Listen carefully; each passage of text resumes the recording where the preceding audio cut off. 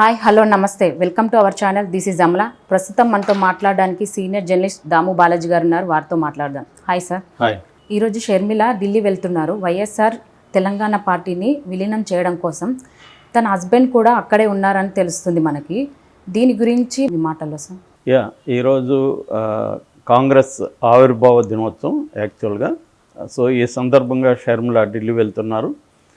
ఆమెకి ఢిల్లీ నుంచి పిలుపు వచ్చింది. ఢిల్లీ వెళ్ళి ఆమె ఇటు రాహుల్తోనూ ఖర్గేతోనూ సోనియా గాంధీ ప్రియాంక గాంధీ వీళ్ళతో సమావేశం అవబోతున్నారు. సో ఈరోజు విలీనం కూడా చేస్తున్నారు. తన వైఎస్ఆర్టీపీ అంటారు ఆమె పార్టీని, వైఎస్ఆర్ తెలంగాణ పార్టీ. ఆ పార్టీని కాంగ్రెస్లో విలీనం చేయబోతున్నారు అనేది ఈరోజు వస్తున్న వార్తలు. ఆల్రెడీ గత కొంతకాలంగా వాళ్ళ హస్బెండ్ బ్రదర్ అనిల్ కుమార్ ఢిల్లీలోనే ఉండి గ్రౌండ్ వర్క్ అంతా ఆయన చేస్తున్నారు. అంటే విలీనానికి కావాల్సిన లాంఛనాలన్నీ కూడా ఆయన పూర్తి చేస్తున్నారు. ఈమె వెళ్ళి మాట్లాడి ఇద్దరు కలిసి ఒక ప్రెస్ మీట్ లాంటిది పెట్టి అనౌన్స్ చేయబోతున్నారు అనేది చెబుతున్నారు. దాంతోపాటు ఆమెకి కీలక పదవి ఏఐసిసిలో ఆమెకి ఆల్ ఇండియా కాంగ్రెస్ కమిటీ ఉంది కదా, దాంట్లో ఒక కీలక పదవి ఇస్తారు. ఉత్తర భారతదేశానికి సంబంధించిన కాంగ్రెస్ ఇన్ఛార్జిగా కూడా ఆమెను పెడతారనేది కూడా ఒక వార్త ఉంది. అంటే కొన్ని కన్ఫ్యూజింగ్ వార్తలు వస్తున్నాయి. నిజానికి ఆమెకి ఉత్తర భారతదేశానికి సంబంధం ఏమి లేదు, అది కూడా వచ్చింది వార్త. ఏదేమైనా ఆమె అయితే ఆంధ్రప్రదేశ్ రాజకీయాల్లోకి అయితే ఎంటర్ అవుతుందనేది క్లియర్గా మనకు అర్థమవుతుంది. ఎందుకంటే గత కొంతకాలం ముందే ఆంధ్రప్రదేశ్ పిసిసి అధ్యక్షుడు గిడుగురాజు రుద్రరాజు క్లియర్గా చెప్పాడు, తెలంగాణలో ఉండదు ఇక మీదట ఆంధ్రప్రదేశ్ కాంగ్రెస్ పార్టీలో కీలకమైన రోలు ఆమెకి ఇవ్వబోతున్నాం అని ఆయన చెప్పారు. దాన్ని బట్టి ఊహాగానాలు ఏంటంటే ఆమెకి కంప్లీట్గా ఆంధ్రప్రదేశ్ ఎలక్షన్ ఇన్ఛార్జిగా ఆమెను పెడుతున్నారు. ఎందుకంటే ఆంధ్రప్రదేశ్ నుంచి ఇన్ఛార్జిగా మాణిక్ ఠాకూర్ని పెట్టారు. సో ఆల్రెడీ అంటే ఇప్పుడు తెలంగాణ ఎన్నికలు అయిపోయింది కాబట్టి ఇక ఆంధ్రప్రదేశ్ మీద వాళ్ళు కాంగ్రెస్ పార్టీ ఫోకస్ పెట్టిందని చెప్తున్నారు. దీంట్లో భాగంగానే షర్మిలాని అక్కడ పెట్టాలి. ఎందుకంటే కాంగ్రెస్ పార్టీకి అక్కడ ఏ రకమైన హోపు సమీప భవిష్యత్తులో లేదు. చావు దెబ్బ అంటారు కదా, చావు దెబ్బ కాంగ్రెస్ పార్టీకి తగిలింది. దానికి ప్రధాన కారణం తెలంగాణ ఇవ్వడం, రెండోది ఈయన వైఎస్ఆర్ పార్టీ పెట్టడంతో జగన్ దాంట్లో ఉన్న వాళ్ళందరూ అటు వెళ్ళిపోయారు. ఇక మిగిలిన వాళ్ళు ఎవరు కూడా యాక్టివ్గా లేరు. రఘువీరారెడ్డి ఇలాంటి వాళ్ళు మధ్యలో వ్యవసాయం చేసుకుంటున్నారు. ఆయన ఈ మధ్యనే ఆయన్ని మళ్ళీ కాంగ్రెస్ పార్టీ కొద్దిగా యాక్టివేట్ చేసింది. ఏదేమైనా ఆయన పెద్దగా అంత యాక్టివ్లా అసలు ఆయన గుర్తుపట్టలేకుండా కూడా మారిపోయారు. గడ్డమది పెంచి టూ వీలర్లో తిరుగుతూ అలాగా సామాన్యులాగా కనబడుతున్నారు. ఈ మధ్య వచ్చి 2-3 ప్రెస్ మీట్లో మాట్లాడారు. ఏదేమైనా ఆయన కంప్లీట్గా ఓన్ చేసుకుని చేసే పరిస్థితి కనబడలేదు. ఇక రుద్రరాజు ఆయన కూడా అంత యాక్టివ్ కాదు, ఆయన ప్రామినెంట్ లీడర్గా కూడా లేరు ఎప్పుడు. సో ఈ కాంటెక్స్ట్లో ఈమె విలీనం కోసం వెళ్ళినప్పుడు కాంగ్రెస్ పార్టీ ఈమెను తెలంగాణలో కూడా వాడుకుందామని ఆలోచించింది జాతీయ కాంగ్రెస్ అధిష్టానం. కానీ ఇక్కడ రేవంత్ రెడ్డి వర్గం ఆమెను గట్టిగా వ్యతిరేకించారు. దానికి కారణాలు ఒకటి, రేవంత్ రెడ్డికి ఇంకొక పవర్ సెంటర్ అపోజ్ అయ్యే పవర్ సెంటర్, ఎందుకంటే రేవంత్ రెడ్డికి మధ్య గొడవలు ఉన్నాయి. సో ఇంకొక పవర్ సెంటర్ తనకి రైవల్గా వస్తుందని రేవంత్ రెడ్డి ఫీల్ అయ్యాడు. దాంతోపాటు ఈమె తెలంగాణ ఏర్పాటును వ్యతిరేకించిన కరుడుగట్టిన సమైక్యవాది కాబట్టి ఈమె తెలంగాణలో ఇప్పటివరకు ఏ రకమైన ఆదరణ లేదు. ఇప్పుడు కానీ ఆమె కాంగ్రెస్ పార్టీలో చేరితే కేసీఆర్ దాన్ని ఉపయోగించుకుని తెలంగాణ సెంటిమెంట్ని రగిలించే అవకాశం ఉందనేది రేవంత్ రెడ్డి చెప్పాడు. అది రీజనబుల్గా ఉందని చెప్పి అధిష్టానం కూడా అంగీకరించి ఆమెను అలా పెండింగ్లో పెట్టారు.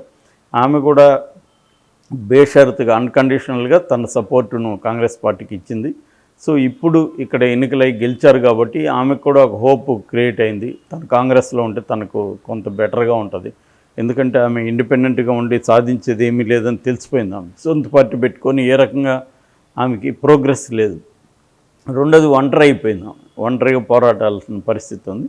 దానివల్ల ఒక లక్ష్మీభారత్ లాగా మిగిలిపోతామేమన్న భయం ఆమెని వెంటాడింది. అందుకని ఆమె తెలివైన నిర్ణయమే తీసుకుందని చెప్పాలి. కాంగ్రెస్లో చేరడం వల్ల అంతకు ముందు కంటే బెటర్గా ఉంటుంది ఆమెకి. ఏదన్నా పదవి దొరికే అవకాశం ఉంది, రాజ్యసభకు పంపించవచ్చు, లేదా ఏఐసిసిలో ఉండొచ్చు. ఏదో ఒక ఆంధ్రప్రదేశ్ నుంచి ఒక ఇంపార్టెంట్ కాంగ్రెస్ లీడర్ లాగా ఆమె ఉండే అవకాశం ఉంది. మహిళ కాబట్టి రేపొద్దున కాంగ్రెస్ మహిళా విభాగంలో కూడా ఆమెకి ఇంపార్టెన్స్ రావచ్చు. ఎందుకంటే మొన్న కేరళలో కూడా రాహుల్ గాంధీ ఏం చెప్పాడు, 2050 అంతా సగం మంది సీఎంలు, మా పార్టీ నుంచి ఎన్నికైన సగం మంది సీఎంలు మహిళలే ఉంటారు, మేము మహిళలకి చాలా ఇంపార్టెన్స్ ఇస్తున్నామని చెప్పాడు ఆయన. ఆల్రెడీ బిల్లు కూడా 2029 నుంచి మహిళలకు లోక్సభలో, ఎమ్మెల్సీలు అన్నింటిలో కూడా చట్టసభల్లో 33% రిజర్వేషన్ కూడా బిల్లు పాస్ అయిపోయింది. ఈ యాంగిల్లో చూసుకున్నప్పుడు భవిష్యత్తు మహిళలు పెద్ద ఎత్తున రాజకీయాల్లో లీడర్స్గా వచ్చే అవకాశం ఉంది. కాబట్టి ఈమెకి కాంగ్రెస్లో ఎంతో కొంత భవిష్యత్తు అయితే ఉంటుంది. సో అది ఆ రకంగా ఆమె తెలివైన నిర్ణయం తీసుకుంది. ఇప్పుడు కాంగ్రెస్ పార్టీ ఆలోచిస్తున్నది ఏంటంటే, ఆంధ్రప్రదేశ్కి ఇన్ఛార్జిగా ఏమైనా పెడితే వైఎస్ఆర్సీపీ నుంచి చాలామంది వలసలు వచ్చే అవకాశం ఉంది. వాళ్ళందరూ తెలుగుదేశానికి వెళ్ళే అవకాశం లేదు. ఎందుకంటే తెలుగుదేశం, జనసేన పొత్తున్నాయి కాబట్టి వాళ్ళందరినీ అకామిడేట్ చేసే పరిస్థితి తెలుగుదేశంలో లేదు. ఆల్రెడీ చంద్రబాబు అనౌన్స్ కూడా చేశాడు, మీరు వచ్చిన వాళ్ళందరికీ నేను అకామిడేట్ చేయలేనని కూడా చెప్పాడు. మీరు అక్కడ వద్దని బయటికి దోస్తే నేను ఎందుకు తీసుకుంటానని కూడా అర్థం వచ్చేట్టుగా ఆయన మాట్లాడారు. కొద్దిగా బలమైన లీడర్లు ఉంటేనే రావాలి. కొంతమంది ఏమో జనసేనలో చేరే అవకాశం ఉంది. మొన్న ఎమ్మెల్సీ ఆయన కూడా జనసేనలో చేరాడు. సో ఈ నేపథ్యంలో పెద్ద ఎత్తున కాంగ్రెస్లోకి వచ్చే అవకాశం ఉంది. ఎందుకంటే ఈమె కూడా వైఎస్ఆర్ కూతురు కాబట్టి ఈమెకు కొంత స్టేక్ ఉంటుంది అనేది ఒకటి. రెండోది, ఈమె డైరెక్ట్గా తెలుగుదేశానికి సపోర్ట్ చేయబోతుందా లేదా అనేది కూడా వెయిట్ అండ్ వాచ్ చేయాల్సిన అవసరం ఉంది. ఎందుకంటే లోకేష్కి ఆమె క్రిస్మస్ గిఫ్ట్ పంపింది మొన్న. సో ఈ కాంటెక్స్లో అందరూ కూడా ఇప్పుడు ఊహాగానాలు ఏంటంటే, చంద్రబాబు 2 ఆప్షన్లని ఓపెన్గా ఉంచాడు. ఒకటి బీజేపీతో పొత్తు, రెండోది ఇండియా కూటమితో పొత్తు. సో బీజేపీ తేల్చట్లేదు. ఒకవేళ బీజేపీ తేల్చకుండా నాన్చుట్ ధోరణి ఉంటే ఇటు ఇండియా కూటమిలో జాయిన్ అయితే అప్పుడు కాంగ్రెస్, సిపిఐ, సిపిఎం, జనసేన ఈ కూటమితో చంద్రబాబు వెళ్తాడు. ఒకవేళ బీజేపీ కానీ ఓకే అయితే బీజేపీ, జనసేన, తెలుగుదేశం వెళ్తాయి. సో ఇప్పుడు రెండవ ఆప్షన్ అంటే ఇండియా కూటమిలో కానీ చంద్రబాబు వెళ్ళేటప్పుడు ఖచ్చితంగా ఇంకా షర్మిల కూడా ఈ కూటమిలో యాక్టివ్గా ఉంటుంది. కాబట్టి ఆమె కడప లోక్సభ నుంచి పోటీ చేస్తానన్న ఆమె అభిప్రాయాన్ని కూడా చెప్పింది. సో అప్పుడు చంద్రబాబు కూడా ఆమెకి సపోర్ట్ చేసే అవకాశం ఉంది. ఏదేమైనా ఒకవేళ చంద్రబాబు బీజేపీ తెలితే అప్పుడు కాంగ్రెస్, సిపిఐ, సిపిఎంలు కలిసి పోటీ చేసే అవకాశం, అప్పుడు కొంత బలం ఆ కూటమికి కూడా ఉండే అవకాశం అయితే ఉంది. ఈ సమీకరణాలన్నీ క్లారిటీ రావాలంటే ఇంకొంత టైం పడుతుంది. ఇదేమైనా ఆమె జగన్కి పోటీగా అయితే, జగన్కి వ్యతిరేకంగా అయితే మాత్రం ఆంధ్రప్రదేశ్లో నిలబడుతుంది అనేది మనకు అర్థమైంది. ఆ విషయంలో క్లారిటీ ఉంది. కాకపోతే పొత్తుల విషయంలో ఇంకా క్లారిటీ లేదు. సో దీనివల్ల జగన్కి నష్టం అనే వాదన అయితే బలంగా స్టార్ట్ అయింది. ఒకప్పుడు ఈమెను జగన్ను వదిలిన బాణం అని ఆమె చెప్పుకునేది. ఇప్పుడు జగన్ వదిలిన బాణం జగన్ మీదకే వస్తుందనేది ఇప్పుడు చెబుతున్నారు.